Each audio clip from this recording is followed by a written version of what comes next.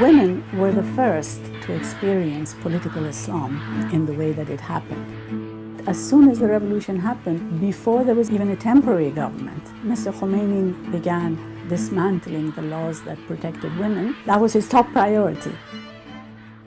The women immediately started demonstrating. Yesterday's demonstration was the nearest thing to an anti-Khomeini rally yet. The imposition of Islamic law here has started with an order to women to cover their heads in government offices.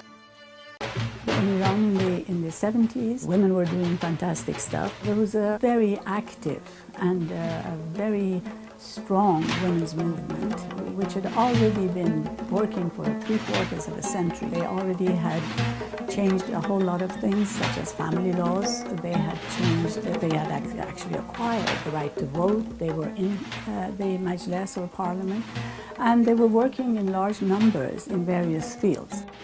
I started teaching English literature at the National University in Iran. That's when I began to think with my students more seriously about rights and what do they mean. We started an organization called Association of University Women, and it grew like wildfire. In less than a year, there were 400 students and professors, and we explored how you bridge culture, religion, identity with rights. My grandmother, almost 100 years ago, she was a single mother, entrepreneur, in a dusty city in the south of Iran called Kerman.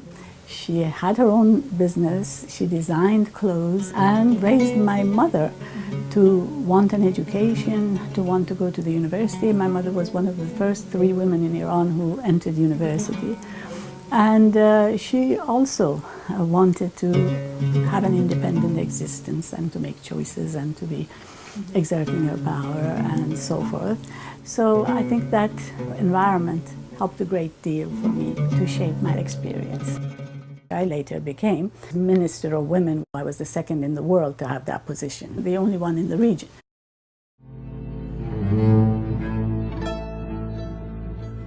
The people were seeking more rights. There had been advances in education, there had been advances in economic aspects. There was, in effect, more religious freedom, more cultural freedom. Expectations were high, but there just wasn't movement toward political participation as fast as was necessary to happen.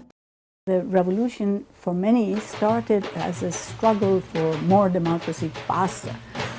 But what was taken over was by the forces of Islamic fundamentalism.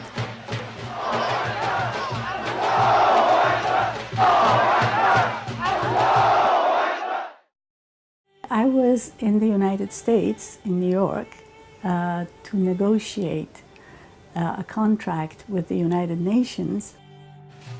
They were actually putting people in prison who seemed to be unpopular with the Islamic revolutionaries. And of course, a feminist and the former Minister of Women would be at the top of the list. In fact, later I became one of the first 10 people who was called corrupt of the earth and warrior with God.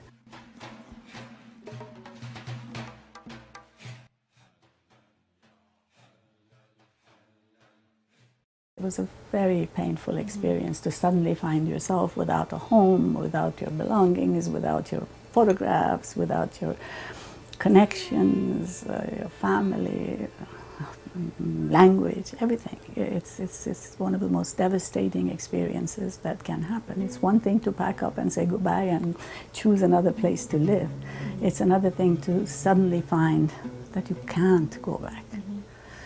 And you know, it's a whole situation of who in heaven's name am I if I have none of these connections and attributes that I once thought I had. They had the mythology, the attractive to the masses language, and the misuse of words such as democracy, words such as freedom, words such as women's emancipation. Like Mr. Khomeini talked about women being used as sexual objects. thought, wow, wonderful, who wants to have women used as sexual objects? But what he meant was that women had to be covered from head to toe in a black chador, otherwise they will be sexual objects. You and me is a prostitute by definition. If you're sitting with a man in the room, we're prostitutes. So this misuse of words worked very well, but as soon as the revolution happened, women immediately realized they had followed this revolution. They had tried to help it. In February, Mr. Khomeini came to Iran. In February, he began dismantling the laws that protected women. In March, the women started demonstrating. They realized what it means to have a theocracy and to have a religious dictatorship.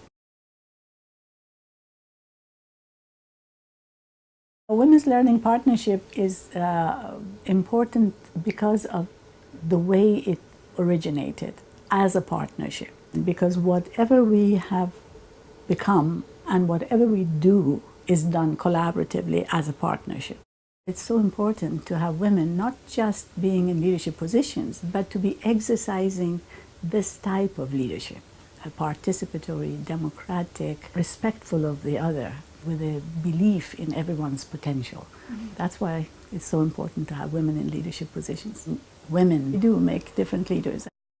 Unfortunately, in Iran, it's an uphill battle for the women. I think last year showed that even though it was subdued, even though they were beaten and tortured and raped and put in jail, even though every woman leader has either been exiled or put in jail, that you can't wipe that out.